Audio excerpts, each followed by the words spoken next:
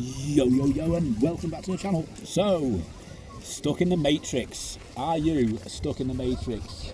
Are you stuck in the rat race? I wanted to do a little video about being stuck in Europe, America, Australia, Canada, feeling like there's no escape, and talk about that today. So, I'm now currently on Bataloka Beach in Nosy Be Island, where I live in paradise. I've broke free pretty much from the matrix. Obviously, I'm still going to be part of the matrix to some degree because I'm a British citizen. I've got a British passport. I pay British taxes. So I'm not fully escaped from the matrix, that's for certain. But I have got a fair way away from that sort of lifestyle being controlled by government powers. Am I controlled by the Madagascar powers? Well, there's laws here that I have to abide by. So yeah, I'm controlled in some way. But about 13 years ago, I moved to Madagascar to escape the rat race, to get away from it, to start a new life, to be free, to try and find freedom. I wanted to live somewhere hot, sunny, where it's nice and warm in August, where there's a nice beach where you can go and relax, go for a swim. It looks like I found it. I'm sitting here, aren't I? Let's be honest. What I really want, I'll tell you what I want, what I really want. I want endless, secure, financial, inflation-backed income. I want to be totally free from work commitments. I want to invest in assets that print money while asleep, 24/7 income, to maximise my chance of hitting targets. It's a lot better to be able to get money 24 hours a day, isn't it, than it is to get money just 8 hours a day in some job working for somebody else. It's better to work for yourself, surely. I needed to change my ways of associating with lunatics, guys that just wanted to have fun, people on benefits who didn't have any ambition to go anywhere in life. Get away from those type of people and associate with like-minded people who are wealthy, self-made, go-getters. To do that, I tried my best to live on 50% of my income and invest 50% of my income. Doing that is one way to get wealthy fast. You've got to be tax savvy. You've got to understand your country's tax allowances, what you can get from them. You know, like in England where I live, you can get the only free lunch really that's left is the ISA, the individual savings account. Basically, it's tax free. You can pay in £20,000 every year, and any profits, dividends, interest from the money held in the account, any profits from the stocks that you invest in is all tax-free, which is absolutely beautiful in my opinion. But it's literally, like I say, it's the only free lunch that's left in the UK. Everything else, as you probably know, has gone to shit.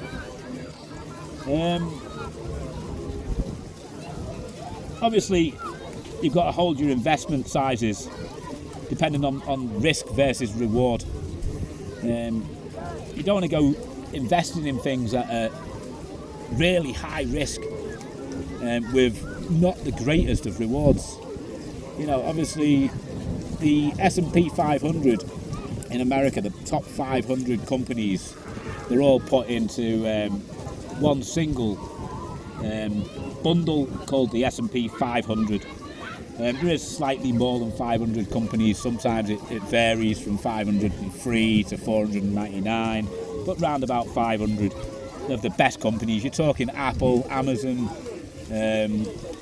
Microsoft, Google, all those type of companies. And it's weighted, obviously, towards the bigger market cap companies.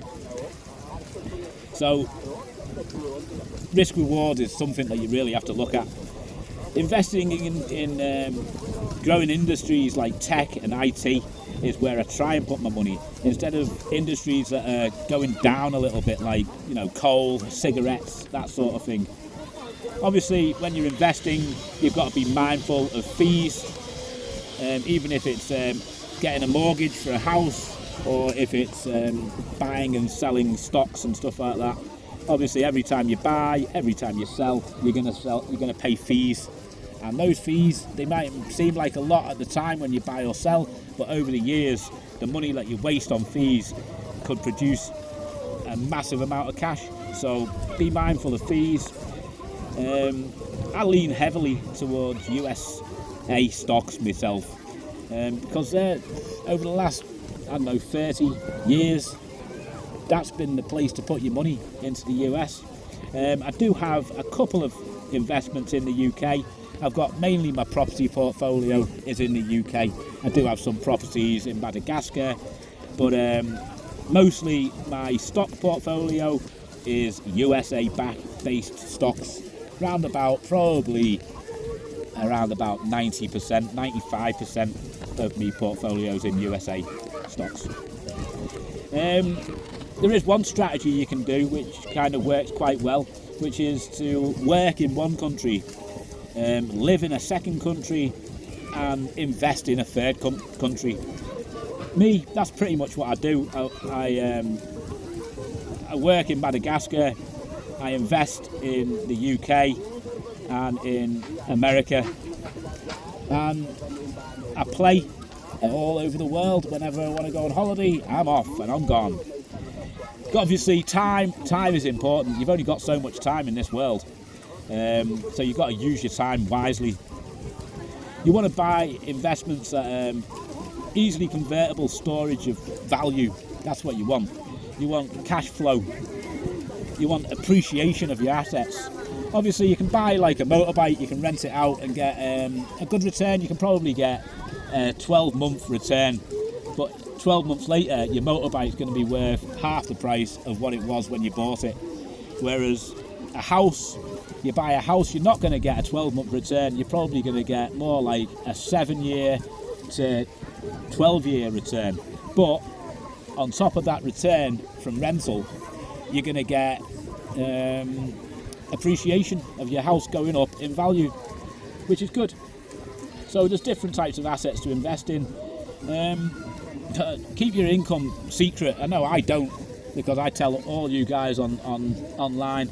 I don't follow what I preach on that, but people say don't tell anybody your income. So I'm gonna tell you that. Don't tell anybody. Keep it a secret unless you decide to do a financial YouTube video about your income, and then you need to tell everybody. So there you go. The Matrix. Money in this day and age, basically, it's an IOU. It's a mechanism of exchange. It's backed by a government promise. The paper it's written on has value. I've seen in the past of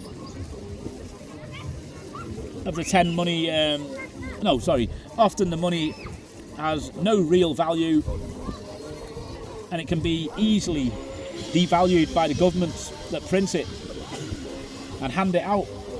It used to be backed by a fiat currency is what we've got now. It used to be backed by gold in a lot of countries, especially the US, UK, countries like that. Now it's all fiat currency. It's what they say it's worth, basically. So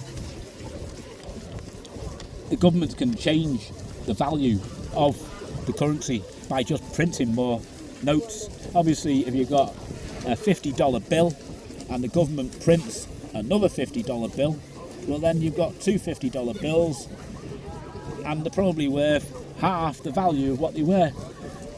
That's the problem with it, is they can print as much as they can, as much as they like, and they can print it as much and as often as they like, and end up with a currency that's basically not even worth the paper it's written on. So you've got to be a little bit careful of that, of holding cash. Always remember it's a mechanism of exchange. It's not for holding, it's not for putting under your bed, it's not for saving. you need to be careful. Obviously, you need to have a little bit of cash because opportunities come knocking, and if you've got cash, you can jump on those opportunities. But I wouldn't hold any more than necessary. I've probably got of my net worth less than 1% in cash, because most of my money is in investments that pay me regular, and I've got such a diverse amount of investments. If one goes down, the rest carry on paying, and I'm all good. So there you go. Religion.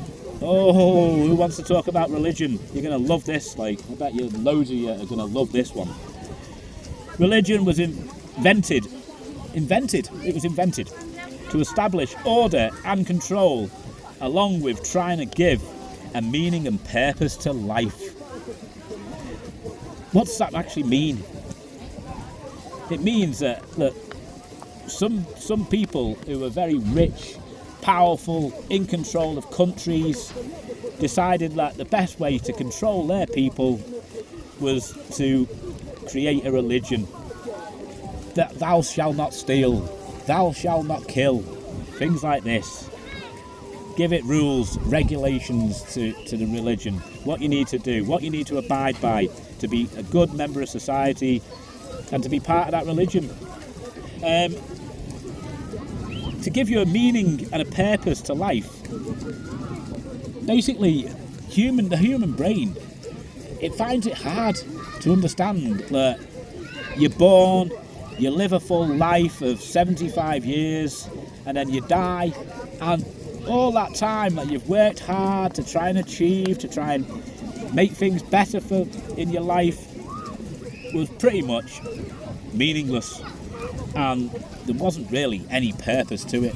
Realistically, there is no real purpose to life from what I can see. It is what it is, you know. Nobody knows, nobody can argue against me and say, no, there's definitely a meaning to life. Yes, there's a God. Yes, there's Allah. Yes, there's the Buddha. This, that and the other. Because at the end of the day, it was invented by humans basically to control people. If you want to go to church on Sunday, you want to go to the mosque on a Saturday, feel free, enjoy your life. I'm not here to stop you. I'm not trying to change your mind on religion at all, but I'm just telling you what it was about, the religion, why it was invented. It was basically to stop people from running riot and doing what they wanted, to keep control of the people. A bit like COVID-19. People have theories on that it was a whole test to see if the governments of the world could control people. And I tell you what, even if it wasn't a test, the government did a marvellous job of controlling people. They locked pretty much 90% of the world, 95% of the world's population down, locked you down in your houses. In China for 3 years, in other countries for 2 years, you were locked down, you couldn't go anywhere. I had to go out and about. Me, in Madagascar, I was lucky, I didn't really get locked down for one single day. But when I went out and about in Madagascar, I had to have a carrier bag in my back pocket and a face mask on. The face mask, you'll still see people today wearing face masks, but it's not. What they don't realise is they think the people who are wearing the face mask today, they think that they're wearing it to protect themselves from getting COVID. But face masks don't protect you from getting COVID. They protect other people from you spreading germs from your mouth to them, so they don't get COVID. But they don't seem to realise that. But you still see people wandering around with these face masks on. Not all the time, but sometimes. Even in the airport in Madagascar, I think when you arrive into Madagascar in August 2025, they still ask you to put a face mask on when you leave the aeroplane. And then when you enter the airport, everybody takes them off. And that's the end of that. You don't see anybody in Madagascar wearing face masks outside the airport nowadays. Taxes. Oh, taxes. What are we doing paying taxes? Why do we pay taxes? Taxes were invented by the Egyptians, by the Pharaoh, in fact, to strip its citizens of 20% of their grain harvest 5,000 years ago. Followed by Julius Caesar with his sales tax, and his nephew who introduced income tax. Nice one to Julius Caesar and Caesar Augusta, I think his name was. Great guys, really great, fantastic. Thanks very much for that. Still going on 5,000 years later. Pure theft. Pure theft. I don't believe in taxes. I pay them because I have to. If I don't pay them, what happens? Well, another person will come along and say, because you haven't paid these taxes that were invented by Egyptians 5,000 years ago and we've carried them on, well then we're going to put you in prison. We're going to take your liberty away, take your freedom away and put you in a cell. That's what they decide to do. Absolutely unreal, like. So us guys were left to pay tax to this day. Many countries in the world tax their citizens 50% of their income. So literally you're working for, like, I don't know, you work for 40 years of your life, 45 years of your life, and for 22 and a half years of that work, you basically got to give that money to the government. Ridiculous, like. So I wouldn't try and earn too much if I was you. I'd try and work out what you need in life and stick to that and don't go over it. Me, I could be earning now, if I still lived in England, I'd be pulling in well over £250,000 a year by now.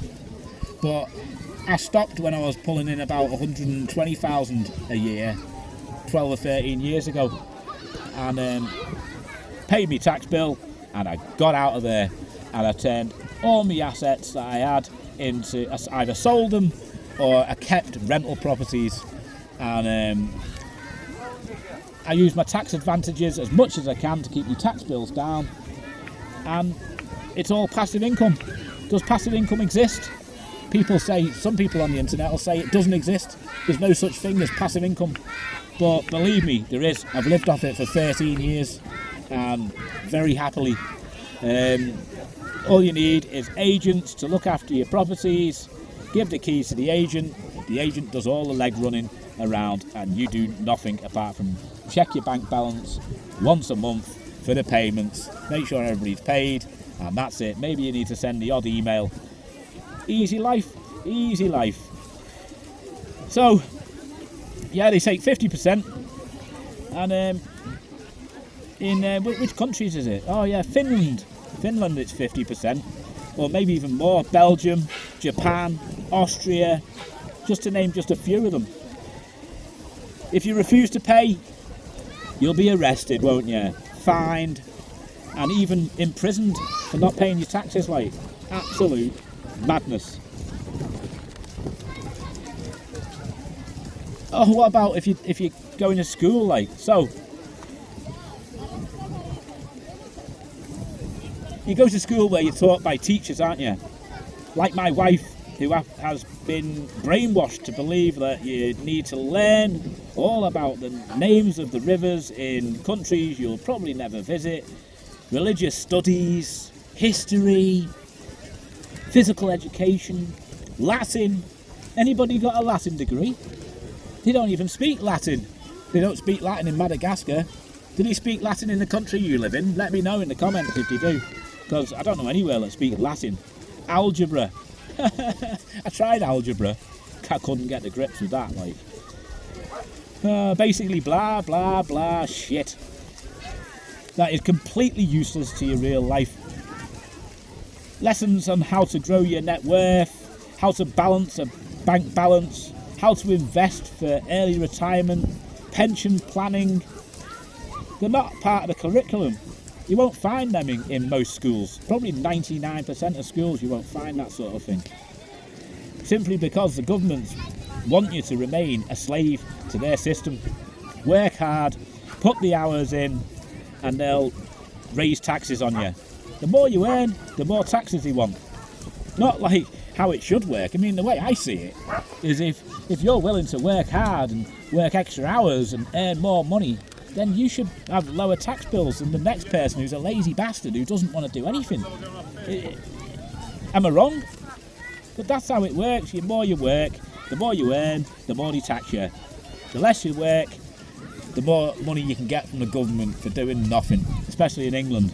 There's so many lazy bastards in England that do absolutely nothing. They just get fatter and fatter and fatter eating cheap, shitty food from Netto or Lidl or one of these companies that sells dead cheap food. They just get huge, big, fat blobs, sit on their couch and do nothing. Play the PlayStation, wait for the benefit check to come in. It's not for me. If you're into doing that, then enjoy yourself. It's a great life. I've been on the benefits myself for about 6 months when I was about 18 and a half. I had no job and I thought, claim the benefits. And it was a good laugh. I had a great time.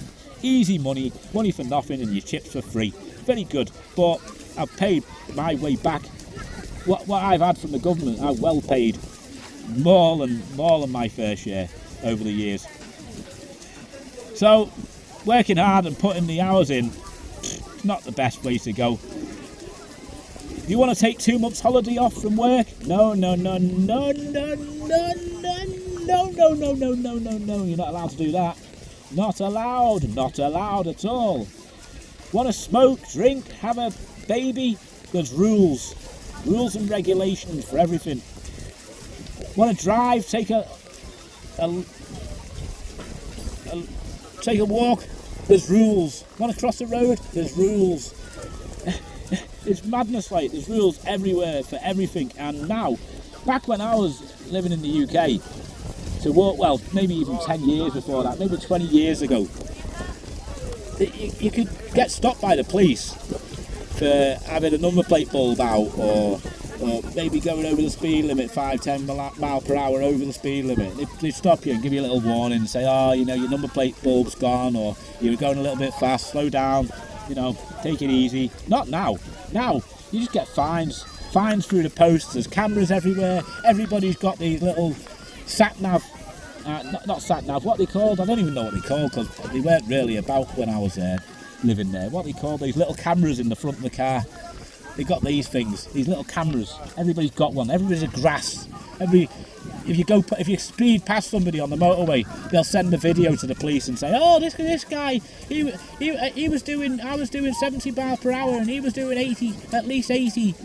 And the next thing, the police are sending you a fine through the door saying, yeah, we got proof from this person's camera. They sent me the SD card. Absolute madness, like. So I'm glad I'm away from that. Absolutely very, very happy that I'm away from that, like. But yeah, all these rules, if you don't abide by them, you get fined. If you don't, or you get taken to court, or you get imprisoned for breaking the rules. Let's not even get onto the subject of VAT, or capital gains tax, or inheritance tax. Sure, taxes can be an advantage. They can help the country to grow. They can pay for street lighting, help to build roads, etc. But nowadays I see a lot of taxes, it's just blowing on stupid crap, or given to other countries building roads in Botswana. I don't know. It's all invented as well. The whole lot was invented by people who wanted power to enslave other people, to control others. I don't know. It's nice here though. Look at this weather here. Absolutely beautiful. I'm very happy in Madagascar, living the dream. The sea should be coming back in the next couple of hours. By about 3 o'clock we should have high tide, and there'll be plenty of people swimming out there. Lovely and warm at the moment. I saw a comment the other day on Facebook. A 64-year-old female on Facebook. She said she can't afford to retire from a stressful job because she wouldn't have enough money to pay health insurance. I mean, that's laughable, isn't it? Imagine that, like, getting to 64, you're worn out, you're tired, and you just need to relax, don't you? But you can't, because you need to pay for health insurance to keep you alive. Crazy, like. But also very, very sad. Very, very sad. What we need to know and understand is we only have a limited time on Earth. In fact, we don't know whether we'll see another hour or whether we'll see a happy retirement. It's a a strange world, like. It's a strange world, like. If we don't try and escape the Matrix, though, we'll always be part of the superpower's plan to control you and to work hard and pay your taxes. Before we talk about how to escape the Matrix and obtain freedom, help me to pay more taxes by hitting the thumbs up and give us a subscribe if you're not already subscribed to my channel. How to escape the Matrix and retire early, become financially secure and enjoy the rest of your days. First off, you're going to need time to break free. You're going to have to organise your life so you've got some time to break free. If starting from zero, if you've got no money, it's likely to take you at least 10 years to build up enough money so you're financially secure, and breaking free can be achieved. If you're financially secure already, well, then you might just need to juggle some investments, and you can get out of your country you're living in and move somewhere like Madagascar, where I live, where you can have freedom. There is freedom here. You do need money, of course. That's the main thing you need, is you need an income, preferably from abroad. There is people that come here and they build their income here, but it's a lot easier to build it abroad and just have a simple rental business or stocks which pay you dividends, things like that. But if your idea of freedom has a brand name attached to it, like Ferrari or Louis Vuitton or Rolex, or you want a house in the Hamptons, then you're going to have to really get your work boots on and put more hours in than the average Joe. I'm not saying don't have the dream of having a Ferrari, don't have the dream of owning a Rolex, but what I'm saying is don't show off to others. You don't need to impress anybody else. I don't impress people. I'm not here to impress people. I don't stand out. I don't have a Rolex anymore. I used to have a Rolex. I bought a Rolex because I wanted one. I wanted to be made. I wanted to say, yeah, I've made it in life. And I bought a Rolex. I used to wear it in Madagascar. It was worth about 20,000 euros, something like that. It was a two-tone gold Submariner Rolex with a diamond bezel. Very, very nice it was. I sold it. I went back to England. I thought, why am I wearing this? If somebody knows what it's worth, they're going to cut my wrist off for that. Just get rid of it. You don't need to show off to anybody. I know I've made it in life, and I'm happy with that, you know. So, cutting out the crap that you don't need in life helps you escape the Matrix. Get your game together, innit? Get your game together. And obviously, the more you want, the more you're going to have to pay taxes for the longer period. I'm not saying live frugally, live on bread and butter, don't go on holiday, don't do anything, just work for the next 50 years, because you could die tomorrow, or you could die in 40 years or 49 years after you've just worked your life. Wait so you could retire and enjoy the rest of it, and you don't have any rest of it. So enjoy life, but stop wasting time. Don't waste time looking at useful shit online, answering questions on Facebook posts which are ridiculous, where the person could just Google the answer themselves. Don't waste your time doing that. Use your time productively so that you can get freedom, so you can get there, so you can come and sit with me on this lovely deck chair in this lovely hotel, enjoying the fresh air. Get a plan together. That's one of the main things to do. You need to set goals, and you need to get a plan. You need to have goals for 12 months, you need to have goals for 5 years, and you need to have goals for 10 years. You need to get your plan in motion. Put more hours in if necessary. If you're going to work to obtain financial freedom, and you're working from nothing, you're starting from nothing, it's not 9 to 5 you need, it's 5 to 9 you need. You need to start at 5 in the morning and switch off at 9 at night. Go to bed, get up the next morning at 5 have one day off a week, maybe Sundays, relax, go to church, go to the mosque, do what you want, go down the beach, relax, enjoy. You need some relaxing time, otherwise you're going to cook your brain completely and you're not going to be able to get to where you need to be. If you have work skills from a 9 to 5 that you can turn into a side hustle or a passive income, then do that. It's always good if you've learnt skills through going to university, going to school and that, then, or even from your workplace, then it's a nice and easy solution to make money, to turn a side hustle from that, and before you know it, your side hustle can turn into a full-time living, and then you can maybe turn that into a passive income, or have other people doing the work. Delegation's the key to all this. Everyone who dreams of breaking free should have a side hustle, in my opinion. The goal is to turn the side hustle into something that makes you more money than your full-time job. And then you can quit your full-time job, can't you? And just do the side hustle. That's what I would suggest. Or even keep the full-time job and keep the side hustle if you've got plenty of time to do it. Working 9 to 5 though, I don't know, if that's the way forward.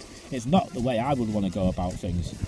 I'd look to quit me 9 to 5 as soon as possible and free up my time, because let's be honest, time is valuable. Your time's short as well. And let's be honest, we've only got 75 years on Earth, if we're lucky. Some people don't even get that. I'm now 49. No clue if I've got 49 years more or 49 minutes more. To put it into perspective, I lost a friend 2 days ago from school. He was in, I think he was in a year above us in school, but a good friend, and we stayed friends. After he left school, his body gave up basically through probably through drinking and smoking. He's a chain smoker and a big drinker. So rest in peace, Jeff Bannon. Thinking of you, bud. Thinking of you. Good lad. He was a good lad. After leaving school, he went on to work in a local hotel in Southport in Merseyside area of the UK. And then he went on to work on the cruise ships for a bit to see the world. He ended up settling in the US, where he literally had a great time, enjoying life to the fullest. He lived life and he had a great time, but 49 years old, 50 years old, it's no life, is it? It's a bit short. He never had millions, but he had freedom. He did have freedom. So, like I say, rest in peace, kid, you're in my thoughts. To obtain freedom, I'd recommend opening a stocks account and paying in as much as you can afford every payday. Last month,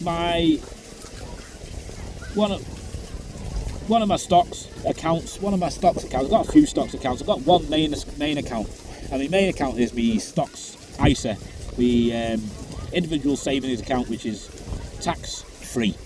So that last month, that one went up by £5,000. Not bad, considering I did nothing except add a bit of cash every month from April 2021 to date.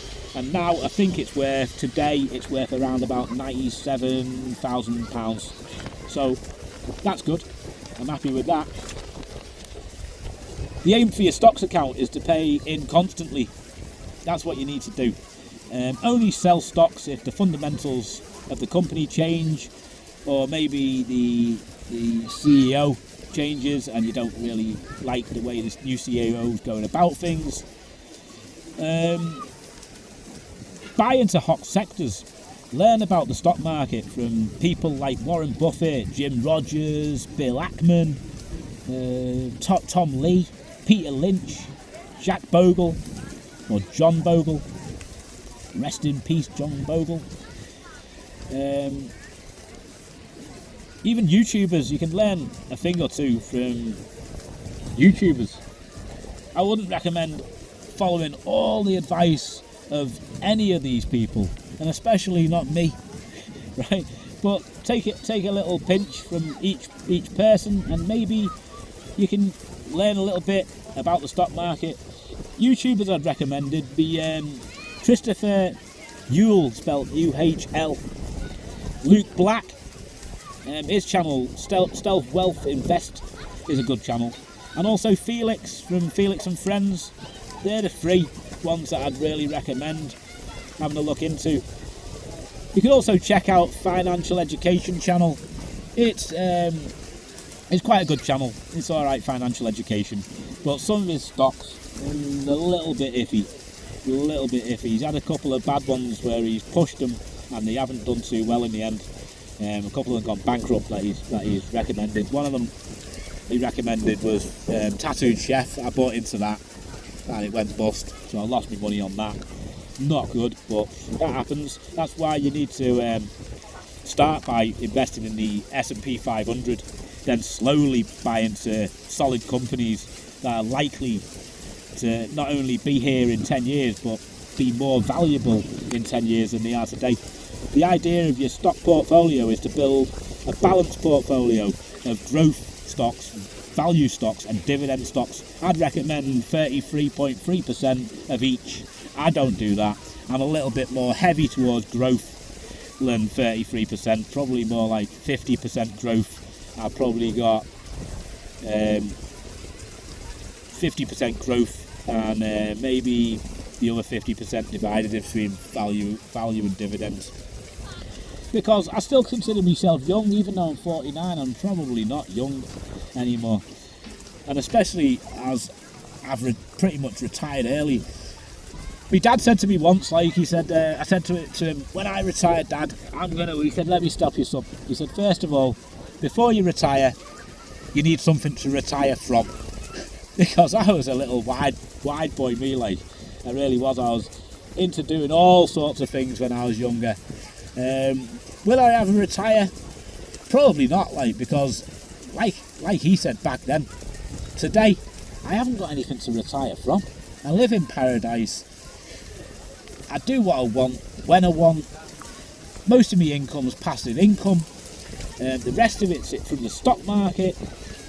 So, you know, fair enough, I'm working on building properties and stuff like that, building apartments at the moment. But I do it for fun. I enjoy that. That's why I bought the land. That's why I decided to build the apartments, because I enjoy designing the apartments. I enjoy building them, achieving that. And I enjoy the rental income that I'll get from the properties. Or if I ever sell them, I enjoy the profit that I'm going to get, because that profit, I can do an even bigger investment. So, retirement is probably not an option for me. I'm just going to make sure that everything is all under control, and with a few emails a month, it's done and dusted. So there you go. Don't forget with stocks though, moving back to the stocks, like, to hold a bit of cash. They recommend that you should hold somewhere between 10 and 30% cash. I never really understood that. I was like, why would I want to hold cash, like? But now I understand it. It's for when the dips come. Obviously, stock market goes up and down. So when it goes down, you want to buy the dips. And you might find, like, Google, for example, let's take Meta, Facebook stock, that's now called Meta stock. That went down to about $88 about a year ago. And now it's back to around about $400, $500, something like that. It's gone up massively, like. So if you'd held a bit of cash, you could have bought around the $88. Maybe you wouldn't hit the bottom and you'd bought 110, 120. But eventually, it'd go up fast within a year. You'd 5x your money or something. So that's why you hold cash. I see one of my subscribers walking down the beach there. He's just he doesn't like to be on video, so I won't video him. But he's just walking down, feet in the water, enjoying life. German guy, makes his money off dividend stock investing, and retired. He's a youngish guy. He's around my sort of age. So good to him. Good for him. Good life. He's looking at getting his residency at the moment for Madagascar. He's always been travelling around, going to different countries, spending 3 months here, 3 months there, but the last couple of years he's spent a lot of time in Madagascar. So he's decided to get his residency. So there you go, yeah. Stick to companies that are going to be more valuable in 10 years than they are today. The idea of your stock portfolio is to build a balanced portfolio of growth, dividend and value, and then hold them until you need to retire. When you retire, change the stocks from growth and value into value and dividend, so it's a bit safer, a bit more secure, and live off the dividends. Ideally you want about 25 years of what you're going to spend in retirement. So if you say you're going to spend $20,000 or euros a year or pounds a year, then you want to have 25 times that, which is, how much is it? 500,000. There you go. So if you've got $500,000 and you're only spending 20,000 a year, you can retire today. You just need to put it into good quality dividend stocks, draw 5% from your portfolio every year, and the balance should stay around the 500,000 mark. There you go. I've got a lot more than that, and I could retire today. I could just live on that, because I spend roughly about £12,000, €15,000, maybe €20,000 a year I spend maximum. So I could retire today and be happy for the rest of my life. But like I say, I enjoy the properties, building and stuff like that. I enjoy building wealth. I enjoy building my stocks portfolio. So that's why I carry on doing it. But if the stock portfolio starts going down and we hit a massive recession and the properties start going down and the interest rates start going up and things start going to shit, then I might just say, that's it, stop. That's it, enough is enough. It's probably unlikely to ever happen because my portfolio of investments is so well diversified. Give me 1 minute.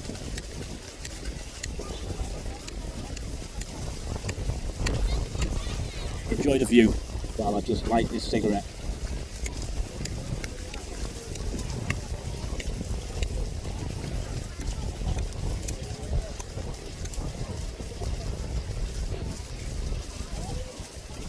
Okay, just like that, I'm back. Hope you enjoyed the break. Here we are. So, next up, what other things should you do? I'd build a passive income from renting things out, from push bikes, motorbikes, or any vehicles, to be honest with you. Or a bouncy castle even, deck chair hire. You could rent some deck chairs on the beach. Why not? Rent a little canoe, a little plastic canoe, like this one. Why not do that? Huh? It's all very possible, And if you can do that, you can get fat returns. Like, you know, obviously you have to put a few hours in. You've got to build it up. You've got to buy the equipment. But once you've got it running right, you can get somebody else. You can pay somebody else to run it for you. So I'd look into doing that, into doing a little passive income business. Check out my business opportunities. I did a post on Reddit about 4 years ago. So you can check out the business opportunities videos on YouTube, on my passive income channel, my passive nomads channel, or have a look on Reddit. I think, what was the title of it? I did a list, what was it called? List of passive incomes. I believe it's the largest list in the world of possible passive incomes. I think it's called, if you type into Google, passive income, full list of 100 plus ideas. That's what you need to type in, I think. Passive income list of 100 plus ideas, and it should pop up on Reddit, and you can go through that list, and maybe you can find something on that list that suits your life, suits you down to the ground, you know. Everybody should have passive income. If you ain't got a passive income, enjoy working for the rest of your life. Enjoy it, like. So now you should not only have income from your job, but also streams of income from stocks, a possible side hustle, and passive income from renting vehicles out, equipment hire, dividend income, and maybe even if you've got a bit of cash in your stocks portfolio, you should be earning a little bit of cash on that as well. You should be in a pretty good position once you've done all that. Next up, I'd recommend opium. Not the drug. That's just gonna mess your whole plan up. Don't do that. Like, I mean the other opium, other people's money, OPM. It's time to buy a property using opium. Good debt. Good debt, not bad debt. Bad debt is things like credit card debt where you're paying 25% APR in a 10% world. What you want to be doing is borrowing money from the banks at say 5%, then use that money to buy a property that you can rent out for 10% or even 20%. For example, you buy a house for £100,000, you put £25,000 or euros or dollars down as a deposit, and you borrow 75,000 at the 5% rate, say. Yeah, this would leave you with a monthly debt and payment of, well, a debt would be 75,000. The payment's going to be 312.50. So $312, pounds or euros per month at 5% on your 75 grand loan, interest only. But you can rent that property for maybe 800, 1,000 a month. You're going to be up 687 if you rent it out for 1,000.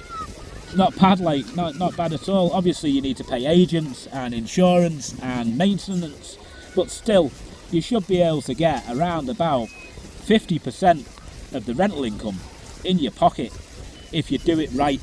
I know you're going to say, oh yeah, great passive nomads, great lads, great. Where am I going to find a property in 2025 to buy for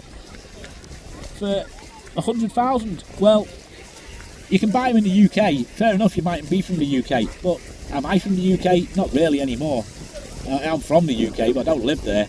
I live 6,000 miles away, and my properties are looked after perfectly by an agent. So you can buy them in the UK, in Runcorn, in Barrow-in-Furness. If you type in Barrow-in-Furness or Runcorn, or you type in on Zoopla, England, £100,000, 3-bedroom house, it'll come up with a nice list of properties that are available to buy. So there you go. I'd stay away from leasehold. I prefer freehold myself. And I look to buy family houses, as the tenants tend to stay longer in a family house. It's more hassle to move if you've got a wife, 3 kids, a dog, a cat, and the house full of furniture and all, the garage is full of furniture and all that. So I try and rent out to families that are going to stay there for years. I look to remortgage the property and up the rent every couple of years. Take the money out, get the remortgage money, and you can buy another house. Fair enough, you mightn't want to buy many houses, but I wouldn't look to ever sell the properties. I'd look to always hold the properties. Imagine if your family, if your mother, your father, your auntie, your sisters, your brothers, if every property they'd ever bought, that they still owned it today. Imagine how rich your family would be. The reason they're not as rich as that is because they've sold the property to buy other properties. Give me 1 sec.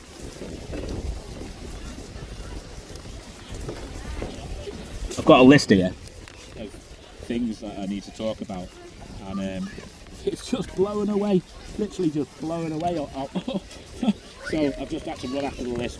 I've now got my list back, and here we are, I'm back to it. So yeah, buying, remortgaging, and renting the properties out, other people paying the bills so you don't have to. That's a great way to do it in life, a great way to get rich, a great way to get wealthy, and a great way to stay wealthy. But don't be greedy and try and do it all yourself. Like, make sure you're here's this guy here.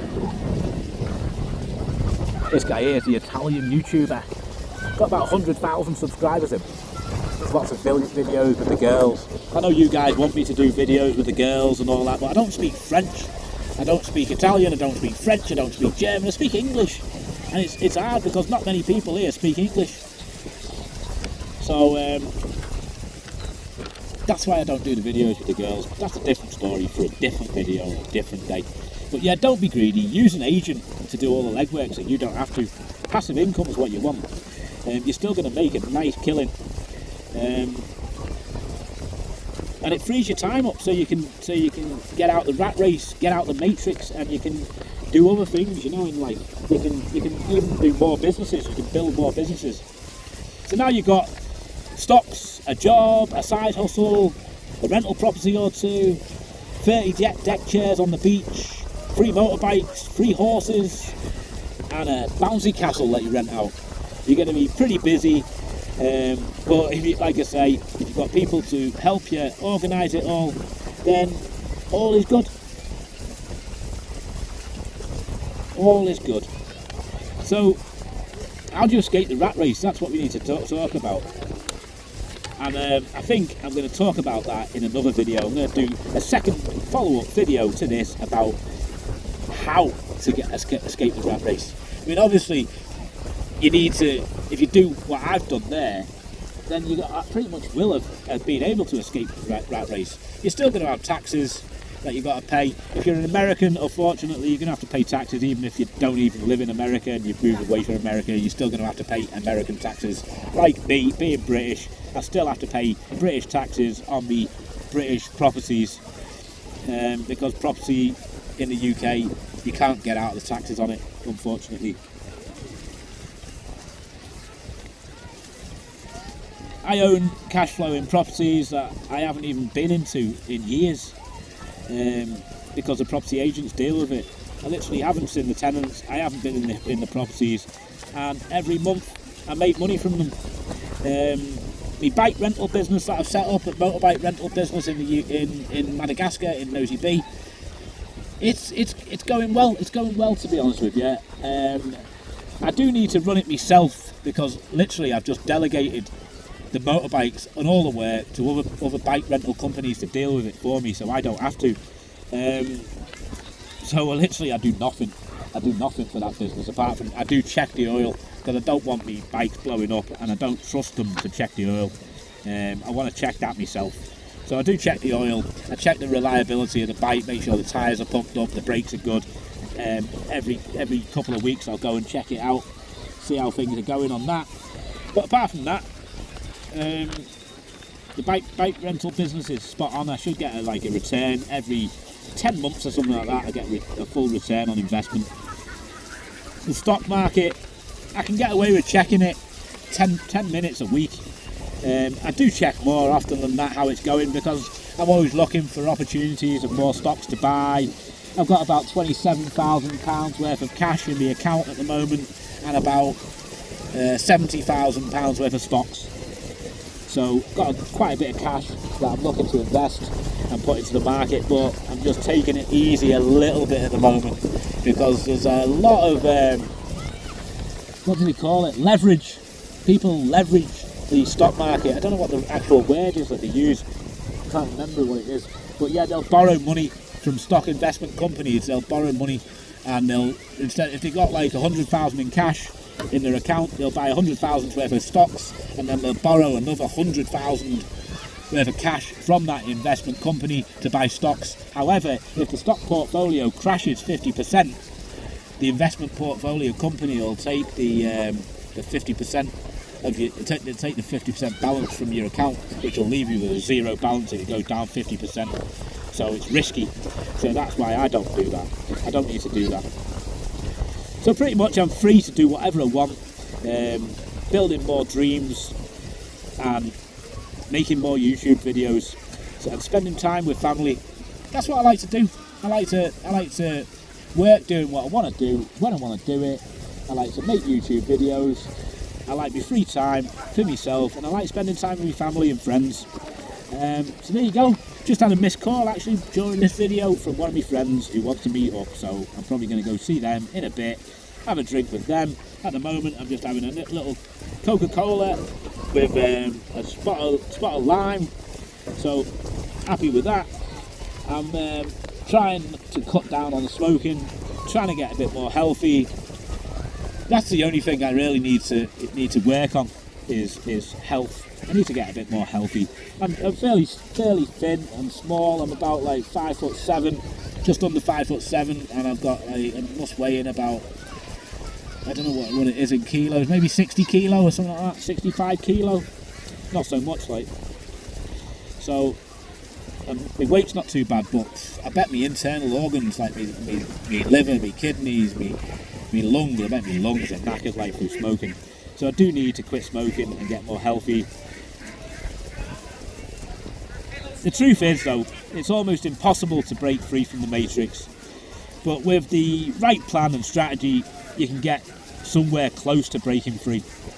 So there you go, long video in a beautiful location. Let's have a look at the beach before we go. If you're not subscribed, then you should be. I don't know why, but you should be subscribed. I don't know why you're not.